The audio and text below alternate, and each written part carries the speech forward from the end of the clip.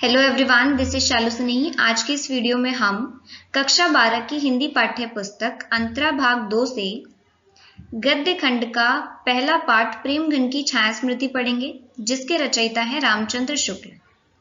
शुक्ल जी ने प्रेमघन की छाया स्मृति नाम का पाठ संस्मरणात्मक निबंध की शैली में लिखा है। ये एक ऐसी शैली है जिसमें जो रचना है वो अपनी स्मृतियों के आधार पर लिखी जाती है। यहाँ पर शुक्ल जी ने प्रेमघन, जिनका पूरा नाम है बद्री नारायण चौधरी, उनकी स्मृतियों के आधार पर इस पाठ की रचना की है।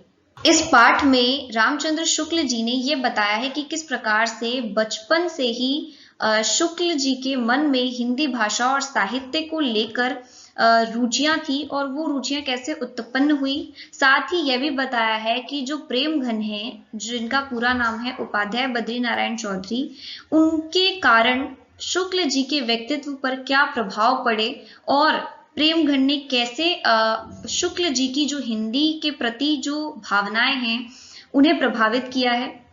यहाँ शुक्ल जी इस पाठ में यह भी बताते हैं कि वे बचपन से ही भारतेंदु जी से बहुत ज्यादा प्रभावित थे। उनके मन में भारतेंदु जी के प्रति एक मधुर भावना थी बचपन से ही, और वे भारतेंदु जी की मंडली से भी अधिक प्रभावित थे। भारतेंदु जी की मंडली के ही एक सदस्य हैं प्रेमघन, और इस पूरे पाठ में शुक्ल जी ने बद्री नारायण चौधरी की पूरी घटनाओं का, कुछ रोचक घटनाओं का जिक्र किया है। तो चलिए पाठ को शुरू करते हैं। प्रेमघन की छाया स्मृति। यहाँ पर लेखक लिखते हैं कि मेरे पिताजी फारसी के अच्छे ज्ञाता और पुरानी हिंदी कविता के बड़े प्रेमी थे। फारसी कवियों की उक्तियों को हिंदी कवियों की उक्तियों के साथ मिलाने में उन्हें बड़ा ही आनंद आता था। जो लेखक के पिता हैं उन्हें फारसी का भी ज्ञान है, साथ ही साथ वे पुरानी हिंदी कविताओं के भी बड़े शौकीन हैं। उन्हें पढ़ना उन्हें अच्छा लगता है। इसके साथ साथ वे फारसी कवियों की जो लिखी हुई कृतियां हैं, जो कविताएं हैं, और जो हिंदी कवियों की लिखी हुई कृतियां हैं, उनको मिलाकर उनका जो अंतर है उन्हें निकालने में बड़ा मजा उन्हें आता है। इसके साथ ही साथ वे रात के समय में क्या करते हैं, रामचरितमानस और रामचंद्रिका, इन दोनों को पढ़कर अपने पूरे परिवार को सुनाया करते थे और इसे बिल्कुल चित्ताकर्षक ढंग से पढ़ा करते थे, अर्थात ऐसे ढंग से पढ़ा करते थे कि मानो सामने वाले का जो हृदय है वो पूरी तरीके से वे आकर्षित कर रहे हैं। जो लेखक के पिताजी हैं उन्हें भारतेंदु जी के जो आधुनिक नाटक हुआ करते थे हिंदी साहित्य के, वे भी बहुत ज्यादा प्रिय थे। वे अक्सर उन्हें भी देखा करते थे। तो इस पूरे इतने पैसेज से पता चलता है कि जो लेखक हैं उनके मन में बचपन से ही भारतेंदु जी के प्रति जो मधुर भावना थी वो क्यों जागृत हुई थी, क्योंकि उनके परिवार में ही ऐसा माहौल था। उनके पिताजी ही बचपन से ही भारतेंदु जी के नाटक देखा करते थे। तो ये बहरहाल वैसी ही बात हो गई कि जब आप जो चीज देखते हो तो आप वैसे सीखते हो। तो शुक्ल जी भी अपने पिता से ही ये चीज सीखी थी। आगे लेखक कहते हैं कि जब वे केवल 8 ही साल के थे तो उनके पिता की जो बदली मतलब जो तबादला है, जो ट्रांसफर है, वो हमीरपुर जिले से मिर्जापुर कर दी जाती है।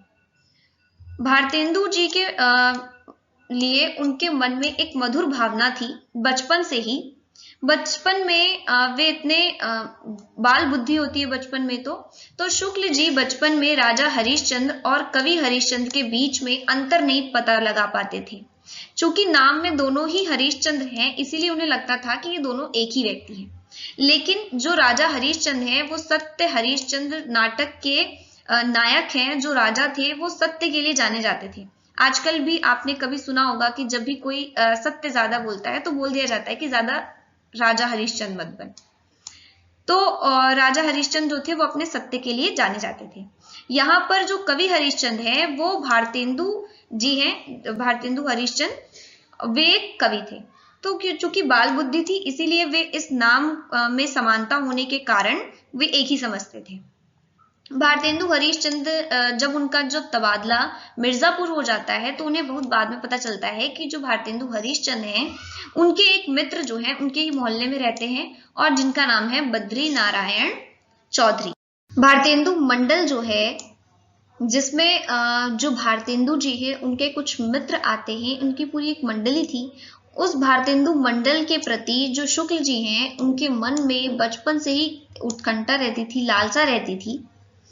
तो इस लालसा के कारण वे चाहते थे कि वे जब उन्हें पता चला कि बद्री नारायण चौधरी का जो घर है वो उनके घर के पास ही है, तो उन्होंने कुछ बच्चों को एकत्र किया जिन्हें बद्री नारायण चौधरी का घर जो था वो पता था, और उन्हें अगुवा किया, मतलब उन्हें आगे किया, और उनके पीछे पीछे उन्होंने 1.5 मील का सफर तय करके वे बद्री नारायण चौधरी के घर के पास पहुंचे। यहाँ पर जो उनका घर था वे उसके ठीक नीचे खड़े थे, और जो उनका बरामदा था वो खाली था। ऊपर का बरामदा संघन लताओं के जाल से आवृत था, बीच में खंबे और खुली जगह दिखाई पड़ती थी। जब सभी बच्चे बद्री नारायण चौधरी के मकान के ठीक नीचे खड़े थे तो उन्होंने जब बरामदा देखा तो वो जो बरामदा था वो बहुत सारी लताओं से आवृत यानी कि ढका हुआ था, और बहुत सारे खंबे थे, और बीच में थोड़ी सी खुली हुई जगह थी, और उन खंबे से एक टिकी हुई एक मूर्ति दिखाई पड़ी। मूर्ति मतलब एक प्रतिमा दिखाई पड़ी। लता प्रातन मतलब है जो लताओं का फैलाव है, उनके बीच में एक मूर्ति उन्हें दिखाई पड़ी। और वो मूर्ति कुछ इस प्रकार से थी कि जो कंधे थे उनके दोनों कंधों पर उनके बाल जो थे वो दिखाई पड़ रहे थे, बिखरे हुए थे। उनका एक हाथ जो था वो खंबे पर था, और इसको देखकर जैसे ही उन्होंने ये देखा, यही थे बद्री नारायण चौधरी। बद्री नारायण चौधरी को जैसे ही बच्चों ने नीचे से देखा, शुक्ल जी ने जब देखा, तो थोड़ी देर बाद ही ये झांकी जो है वो ओझल हो गई अर्थात वे गायब हो गए। और इस प्रकार से शुक्ल जी को बद्री नारायण चौधरी की पहली झलक दिखाई। जैसे जैसे जो शुक्ल जी हैं वो सयाना मतलब जैसे जैसे वे बड़े होते गए, हिंदी साहित्य नूतन मतलब होता है नया, तो जो हिंदी का जो आधुनिक साहित्य है उसके प्रति शुक्ल जी के मन में एक झुकाव था, और जैसे जैसे वे बड़े होते चले गए तो ये झुकाव और ज्यादा आने लगा। शुक्ल जी के घर में जो उनके पिता हैं, उनके पिता के मित्र अर्थात जो बाबा राम कृष्ण वर्मा हैं, उनकी प्रेस थी। उनके पिता के मित्र की प्रेस से उनके घर में अक्सर जो पुस्तकें हैं वो आया करती थी, और भारत के जीवन की ये प्रेस अक्सर वे पढ़ा करते थे। लेकिन जब शुक्ल जी के पिता को लगा कि कहीं उनका जो बेटा है वो इन प्रेस की पुस्तकों को पढ़ेगा तो उसकी कहीं ना कहीं पढ़ाई पर असर पड़ेगा और पढ़ाई से वे दूर हट जाएगा, तो उन्होंने उन पुस्तकों को छुपाकर रखना चालू कर दिया। फिर क्या हुआ कि जो पंडित केदारनाथ जी पाठक हैं, उन्होंने एक पुस्तकालय खोला उनके ही मोहल्ले में। हिंदी पुस्तकालय होने के नाते अब शुक्ल जी का जो झुकाव था हिंदी के प्रति वो इस पुस्तकालय से आगे और बढ़ा। शुक्ल जी अक्सर केदारनाथ जी पाठक के यहाँ पुस्तकालय में जाकर जो पुस्तकें हैं वो पढ़ा करते थे। एक बार यहाँ पर शुक्ल जी यहाँ पर बताते हैं कि एक बार जब वे बारात में काशी गए थे, उनके पिताजी ने जब उन्हें भेजा था, तो एक जगह पे गए और वहां पर केदारनाथ जी पाठक जो हैं वो एक मकान से उन्हें निकलते हुए दिखाई पड़े, और उन्हें बाद में ये जाकर मालूम हुआ कि जिस मकान से केदारनाथ जी पाठक बाहर आए हैं वह मकान जो था वो भारतेंदु हरीशचंद्र जी का मकान था। बाद में जाकर उनके मन में बड़ी ही कौतूहल और चाह की दृष्टि हुई, अर्थात कौतूहल मतलब होता है उत्सुकता या जिज्ञासा, मतलब आपका कोई जान पहचान का किसी सेलिब्रिटी से संबंधित हो। वैसे ही यहाँ पर जब शुक्ल जी को पता चलता है कि जो केदारनाथ जी पाठक हैं वे अभी अभी भारतेंदु हरीशचंद्र जी के मकान से निकले हैं, तो उनके मन में जिज्ञासा का भाव उत्पन्न हो जाता है। वे बड़ी ही भावुकता से उस मकान की ओर देखते हैं जो मकान भारतेंदु हरीशचंद्र जी का था। फिर वह कहते हैं कि भारतेंदु जी के मकान के नीचे जो ये हृदय परिचय था किससे, केदारनाथ जी पाठक से, धीरे धीरे ये जो मैत्री में परिवर्तित हो गया। मैत्री में परिवर्तित हो गया इसका अर्थ ये है कि जो केदारनाथ जी पाठक से उनकी मुलाकात भारतेंदु हरीशचंद्र जी के मकान के नीचे हुई थी, वे धीरे धीरे वे उनके मित्र बन गए। अब शुक्ल जी की जब शुक्ल जी 16 वर्ष की आयु में पहुंचे तो उनकी एक समवयस्क मित्रों की एक टोली बनी, एक मंडली बनी।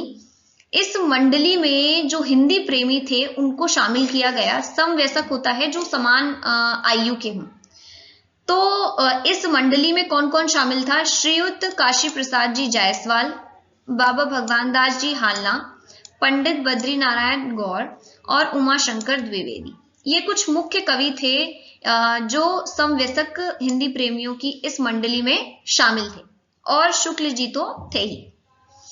ये जो मंडली थी ये अक्सर निसंदेह शब्द का बहुत ज्यादा अपनी भाषा में प्रयोग करती थी, इसलिए इस मंडली को अक्सर वहां के आसपास के जो लोग थे वो निसंदेह नाम देती थी। यहाँ पर जो शुक्ल जी के आसपास का वातावरण था वो कुछ इस प्रकार का था कि वहां पर जो वकील, मुखायतर, कचहरी के जो अफसर हो गए या अमले हो गए, ये सब रहते थे। और अक्सर इस प्रकार के पेशों में जो उर्दू भाषा है उनके शब्दों का प्रयोग होता था। और जब शुक्ल जी की जो ये मंडली बनी थी, जब ये हिंदी के शब्दों का प्रयोग करती थी तो उन लोगों को काफी अटपटा लगता था। इसीलिए जब वे निसंदेह शब्द का प्रयोग बार बार और बहुत ज्यादा करते थे तो आसपास के लोग इस मंडली को निसंदेह नाम से बुलाया करते थे। यहाँ पर लेखक एक और घटना का जिक्र करते हैं कि एक बार उनके मोहल्ले के मुसलमान सब्जद जो हैं उनके पिता से मुलाकात होती है उनकी, और जब उनके पिता शुक्ल जी का परिचय उन सब्जद से कराते हैं तो सब जज उन्हें देखकर ये कहते हैं कि इनकी तो सूरत देखकर ही पता चल जाता है कि ये हिंदी के बड़े ही प्रेमी। अब जो शुक्ल जी हैं वो चौधरी साहब से उनकी अच्छी तरीके से परिचय हो गया है और वे अक्सर चौधरी साहब यानी कि बद्री नारायण चौधरी के यहाँ पर लेखक की हैसियत से आया जाया करते थे। शुक्ल जी की जो मंडली थी वो बद्री नारायण चौधरी को पुरानी चीज समझा करते थे। अब यहाँ पर पुरानी चीज से तात्पर्य ये नहीं है कि वो खराब है, अर्थात उनकी जो उम्र थी बद्री नारायण चौधरी की वे बहुत ज्यादा थी उनकी मंडली के अनुसार, और साथ ही जब इंसान की उम्र होती है तो उनमें अनुभवों की परख होती है, वे अनुभवी बन जाते हैं। तो उसी प्रकार से जो बद्री नारायण चौधरी थे वे बहुत ही अनुभवी थे, इसीलिए यहाँ पर उन्हें पुरानी चीज कहा गया है। इस पुरातत्व की दृष्टि में प्रेम और कौतूहल का एक अद्भुत मिश्रण था। अब इस पंक्ति का यहाँ पर आशय यह है कि जो बद्री नारायण चौधरी थे उन्हें पुरातत्व की दृष्टि से देखा जाता था, अर्थात वे बहुत ही पुराने हैं, अर्थात कि वे बहुत ही अनुभवी हैं। तो जब शुक्ल जी उनसे मिलते थे तो उनमें एक प्रेम और कौतूहल की जो मिश्रित भावना है वो आती थी। कौतूहल मतलब होता है जिज्ञासा। तो जब भी शुक्ल जी बद्री नारायण चौधरी से मिलते थे तो उन्हें हमेशा कुछ ना कुछ सीखने को मिलता था और वे बहुत ही प्रेम पूर्वक उन्हें समझाया करते थे। तो इसी प्रकार वे कह रहे हैं कि उनसे जब भी मिलो तो उनके मन में प्रेम और कौतूहल की एक मिश्रित भावना जो है वो आया करती थी। जो चौधरी साहब हैं यहाँ पर वे एक अच्छे खासे हिंदुस्तानी रईस हैं और उनकी जो शख्सियत है वो ऐसी है कि उनके घर में जो भी त्योहार मनाए जाते थे, वसंत पंचमी, होली, ये बहुत ही धूमधाम से मनाए जाते थे, खूब नाच रंग के साथ मनाए जाते थे। उनकी शख्सियत ऐसी थी कि उनकी हर एक जो वाक्य है, हर एक वाक्य से उनकी जो तबीयतदारी है वो दिखाई देती थी, अर्थात जो उनकी सहृदयता है, जो जिस प्रकार से वे खुले दिल के इंसान थे वो साफ दिखाई देता था। उनके आगे पीछे एक नौकर जो है वो पान की तस्करी लिए उनके आगे पीछे लगा रहता था। वे बातों की काट छाट भी बहुत किया करते थे। उनकी बातों में हमें विलक्षण वक्रता देखने को मिलती है। वक्रता मतलब टेढ़ापन। वो कुछ भी बात बोलते थे तो वो सीधी नहीं बोलते थे, वे कुछ घुमा कर बोलते थे। उदाहरण हम आगे देखते हैं। उपाध्याय बद्री नारायण चौधरी जो हैं उनकी बातों में हमें हमेशा एक विलक्षण वक्रता देखने को मिलती है। वे कुछ भी बोलते थे तो उनकी बातों में एक टेढ़ापन देखने को मिलता है। वे बात को सीधी ना कहकर उल्टी तरीके से कहा करते थे। उदाहरण के लिए समझते हैं, यहाँ पर एक घटना दी गई है कि एक बार एक नौकर के हाथ से जो गिलास है वो गलती से गिर जाता है, तो वे ये नहीं पूछते कि गिलास टूटा तो नहीं, वे ये कहते हैं कि कारे बचता नहीं, अर्थात जो गिलास है वो बचा तो नहीं, मतलब पूरी तरीके से टूट गया कि नहीं। वो कहना तो यही चाहते हैं कि टूटा तो नहीं, बट उन्होंने ये जो बात है इसे घुमाकर कहा। वे जब भी कुछ प्रश्न करते थे तो उनके बोलने में जो क्यों साहब है वो अक्सर लगाया करते थे। बद्री नारायण चौधरी जब लोगों से मिला करते थे तो वे उन्हें बनाने की कोशिश किया करते थे, अर्थात उन्हें मूर्ख बनाने की कोशिश किया करते थे। तो जो लोग उनसे मिलते थे वे भी इसी फिराक में रहते थे कि वे भी बद्री नारायण चौधरी को किस प्रकार से मूर्ख बनाए। तो एक घटना दी गई है कि मिर्जापुर के पुरानी परिपाटी के एक कवि हैं जिनका नाम है वामनाचार्य गिरी। एक बार वे जा रहे थे और चौधरी साहब जो हैं वो अपने बरामदे में ठीक उसी मुद्रा में खड़े थे जिस प्रकार की मुद्रा में शुक्ल जी ने उन्हें बचपन में देखा था। उनके जो कंधों पर बाल थे वो बिखरे हुए थे और उनका जो एक हाथ था वो खंबे पर टिकाकर वे खड़े थे। जब वामनाचार्य गिरी नीचे सड़क से जा रहे थे तो उन्होंने नीचे से ही एक अपना कवित्व जो है वो पूरा करते हुए तेज से चिल्लाया और वो कवित्व कुछ इस प्रकार का था कि उसकी जो आखिरी पंक्ति है वो ये थी, खंबा टेकी खड़ी जैसे नारी मुगलाने की। यहाँ पर वामनाचार्य गिरी जो है वो बद्री नारायण चौधरी को देखकर ये कहते हैं कि ऐसा लग रहा है मानो जो खंबा टेकी मतलब जो खंबे का सहारा लेकर खड़ी है, ऐसे लग रहा है मानो वो क्या है, ऐसी नारी हो, मुगलाने की मतलब मुगल घराने की ऐसी नारी लग रही है जो खंबा टेक कर खड़ी है। और सेम जो पोजीशन है वो बद्री नारायण चौधरी ने अभी ले रखी है। तो वे उन्हीं को कह रहे हैं कि ऐसा लग रहा है बिल्कुल जैसे जो मुगल घराने की जो नारी है वो खंबा टेक कर खड़ी है। एक दिन कई लोग बातचीत कर रहे थे, इतने में एक पंडित जी आ गए। अब एक और मजेदार घटना का यहाँ पर जिक्र किया गया है। एक पंडित जी हैं आस पड़ोस के, वे जब चौधरी साहब से मिलने आते हैं तो चौधरी साहब उनसे उनका हाल पूछते हैं कि क्या हाल अपने बताइए। तो पंडित जी कहते हैं कि कुछ नहीं, आज एकादशी थी, कुछ जल खाया और चले आ रहे हैं। यहाँ पर गौर कीजिए कि पंडित जी ने कहा कि जल जो है वो खाकर आए हैं, क्योंकि उनका जो एकादशी है तो उनका व्रत है, इसीलिए वे जल खाकर आए हैं, जबकि जल पिया जाता है। क्रिया का यहाँ पर जो प्रयोग है वो गलत किया गया है। तो यहाँ पर उन्हें सही करने की बजाय बद्री नारायण चौधरी इसे भी टेढ़े तरीके से कहते हैं कि जल ही खाया है या कुछ फलाहार भी पिया है। तो यहाँ पर भी हमें एक टेढ़ा या वक्र दिखता है कि किस प्रकार से वे अपनी बातों को घुमा कर कहते थे। यहाँ पर एक और घटना का जिक्र किया गया है। एक बार चौधरी साहब से मिलने उनके एक पड़ोसी उनके यहाँ पर पहुंचते हैं। अब पड़ोसी को देखकर जो बद्री नारायण चौधरी हैं वो एक प्रश्न करते हैं कि क्यों साहब, एक बात बताइए कि एक लफ्ज मैं अक्सर सुना करता हूं, उसका ठीक अर्थ समझ में नहीं आया। आखिर घनचक्कर के क्या मानी है, उसके क्या लक्षण हैं? यहाँ पर बद्री नारायण चौधरी अपने पड़ोसी से ये प्रश्न करते हैं कि घनचक्कर का क्या मतलब होता है, एक घनचक्कर होता क्या है। तो पड़ोसी जी यहाँ पर बद्री नारायण चौधरी को ही मूर्ख बनाते हैं और कहते हैं कि वाह, ये क्या मुश्किल बात है, एक दिन सोने के पहले कागज कलम लेकर सवेरे से रात तक जो जो काम किए हैं सब पढ़ जाइए।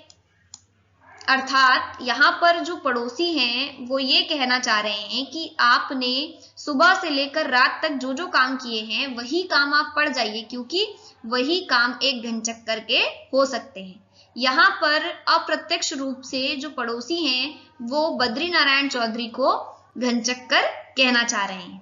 दूसरा देखते हैं, यहाँ पर शुक्ल जी कह रहे हैं कि उनके जो सहपाठी हैं पंडित लक्ष्मी नारायण चौबे, भगवान दास जी हालना और बाबा भगवान दास मास्टर, इन तीन व्यक्तियों ने मिलकर उर्दू बेगम नाम से एक विनोदपूर्ण पुस्तक लिखी। विनोदपूर्ण पुस्तक मतलब मजाकिया अंदाज में उर्दू की उत्पत्ति कैसे हुई, उसका प्रचार कैसे किया गया, वो कैसे बढ़ी। तो उर्दू बेगम नाम से ये पुस्तक तीन लोगों ने प्रकाशित की जो कि शुक्ल जी के ही सहपाठी थे। अब इसी कहानी की चर्चा करते हुए गर्मियों के दिनों में छत पर वे सब आपस में चौधरी साहब जी के साथ बातचीत कर रहे थे। तो पास में एक लैंप जल रहा था। पहले के जमाने में जो आग है, जो उजाले के लिए लैंप का प्रयोग किया जाता था, तो लैंप में एक बत्ती लगती थी और बत्ती जो है वो अचानक से भभकने लगी, मतलब वो बुझने सी हो गई। तो चौधरी साहब जी बगल में ही थे, लेकिन फिर भी उन्होंने उठने का कष्ट नहीं किया और वे नौकर को आवाज देने लगे। मैंने चाहा कि बढ़कर बत्ती नीचे गिरा दूं, पर लक्ष्मी नारायण ने तमाशा देखने के विचार से मुझे रोक दिया। तो शुक्ल जी कह रहे हैं कि मैंने कोशिश की कि मैं उस बत्ती को हटा दूं ताकि वो बुझ जाए, लेकिन लक्ष्मी नारायण जो थे वो तमाशा देखने के चक्कर में उन्होंने उन्हें रोक दिया। चौधरी साहब की यहाँ पर रहसियत दिखाई गई है कि किस प्रकार से वे उनकी रहीसी है कि वे उठे नहीं, लेकिन अंत तक जो लैंप की जो बत्ती है वो चकनाचूर हो गई। और वे यहाँ पर फिर से उन्होंने उसी वक्रता में कहा कि अपने नौकर को कहा कि अरे जब फूट जाई तबे चलत आवा, यानी कि जब जो बत्ती है वो फूट जाएगी तभी आओगे।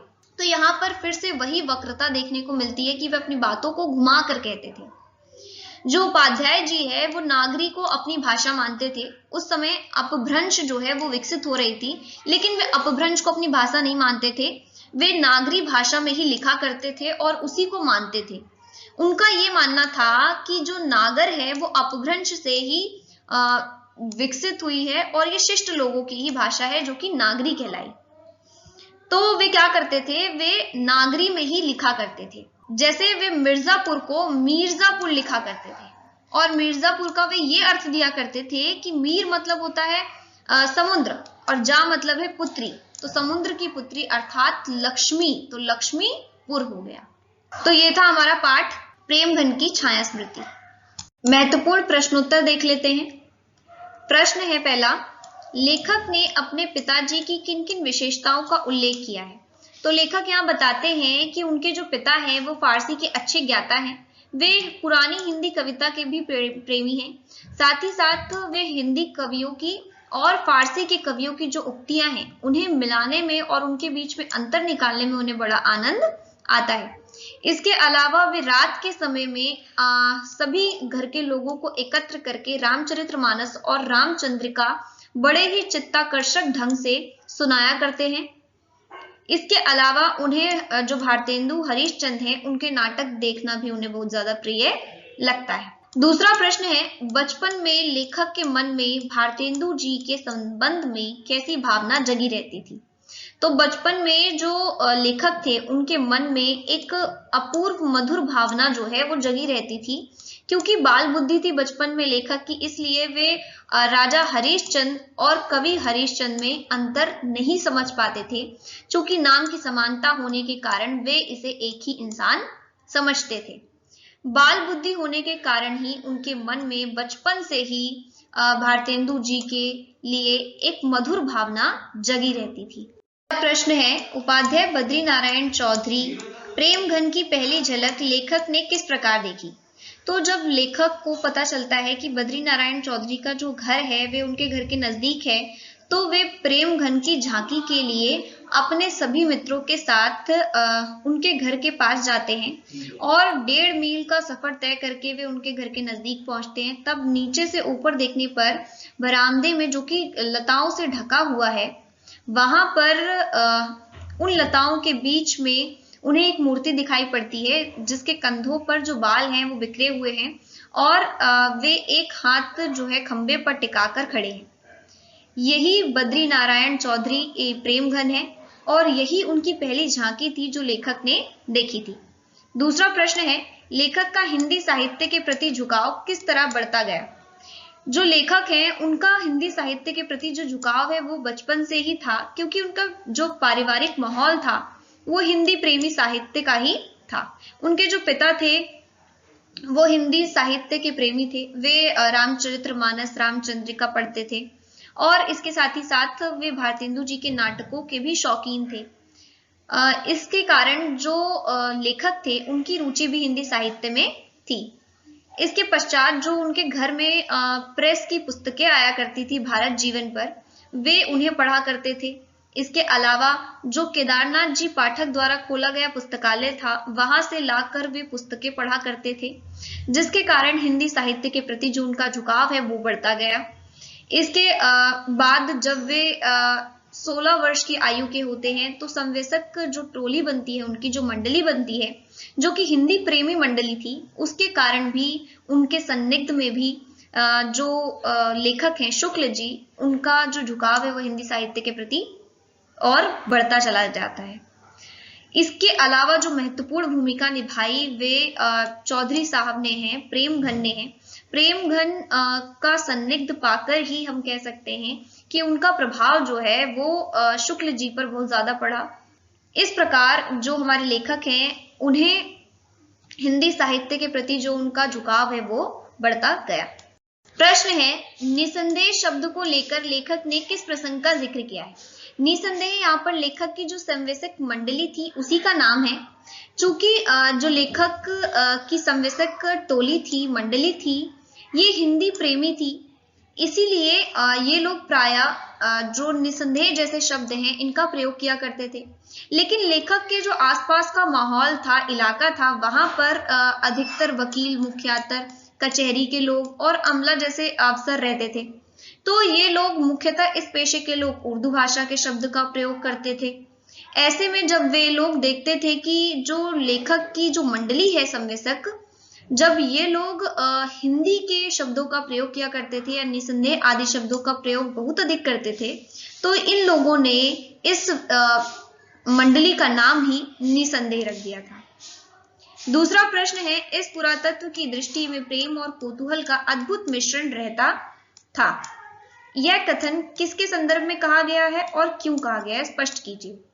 तो ये जो कथन है ये प्रेमघन बद्री नारायण चौधरी के संदर्भ में कहा गया है, और ये इसीलिए कहा गया है क्योंकि जो संवेशक मंडली थी लेखक की, वे पंडित बद्री नारायण चौधरी को एक पुरानी चीज माना करते थे और वे इस पुरातत्व को अनुभवी रूप में देखते थे कि जो प्रेमघन थे वे इतने पुराने थे कि उनमें अनुभव जो था वो बहुत ज्यादा था, और जब भी वे उनसे मिला करते थे तो उन्हें प्रेम और कौतूहल दोनों का अद्भुत मिश्रण महसूस होता था। कौतूहल इसीलिए कि हमेशा जिज्ञासा बनी रहती थी कि इतने अनुभवी होने के कारण उनसे हमेशा कुछ ना कुछ नया सीखने को मिलता था। प्रेम और कौतूहल दोनों का इस प्रकार से जो घुला रूप है वो देखने को लेखक को मिलता था। तीसरा प्रश्न है, संवेशक हिंदी प्रेमियों की मंडली में कौन कौन से लेखक प्रमुख थे? तो इस मंडली के कुछ जो लेखक हैं उनका नाम है श्रीयुत काशी प्रसाद जी जायसवाल, बाबा भगवान दास जी हालना, पंडित बद्रीनाथ गौड़ और पंडित उमा शंकर द्विवेदी। ये कुछ मुख्य जो हैं इस मंडली के कवि हैं। प्रश्न है, प्रस्तुत संस्मरण में लेखक ने चौधरी साहब के व्यक्तित्व के किन किन पहलुओं को उजागर किया है? चौधरी साहब जो है यहाँ पर एक अच्छे खासे हिंदुस्तानी रईस है। उनकी जो शख्सियत है उससे तबीयतदारी और जो रईसी है वो साफ दिखाई देती है। वे प्रायः उनके जो आगे पीछे जो नौकर है वो तस्करी लेकर घूमा करता है और पान की तस्करी लेकर घूमता है। उनकी जो बातें हैं उनमें एक विलक्षण वक्रता देखने को मिलती है। वे किसी भी बात को सीधा ना कहकर उसे दूसरी तरीके से कहते हैं। वो क्यों साहब का अक्सर प्रयोग किया करते हैं और वे लोगों को बनाने की कोशिश में हमेशा रहते हैं। लेकिन वे एक हंसमुख व्यक्ति के साथ साथ त्योहारों को मनाते हैं, बहुत ही उत्सवों को धूमधाम से मनाते हैं। होली, बसंत पंचमी खूब नाच रंग के साथ उनके यहाँ पर मनाए जाते हैं। वे लोगों पर बराबर जो कटाक्ष है वो करते रहते हैं, लोगों को बनाने की कोशिश करते हैं, मूर्ख बनाने की, और साथ ही साथ वे एक हंसमुख स्वभाव के व्यक्ति हैं। अगर आपको वीडियो अच्छा लगा हो तो वीडियो को लाइक करें, चैनल को सब्सक्राइब कर लें, साथ ही बने रहें द ट्विन ब्रोस के साथ। और अगर आपको ये पीडीएफ चाहिए तो आप डिस्क्रिप्शन में चेकआउट कर सकते हैं, वहाँ पर आपको ये पीडीएफ मिल जाएगा। आपका कोई भी डाउट हो आप कमेंट सेक्शन में पूछ सकते हैं। चलिए मिलते हैं नेक्स्ट वीडियो में। साइनिंग ऑफ, शालू स्नेही।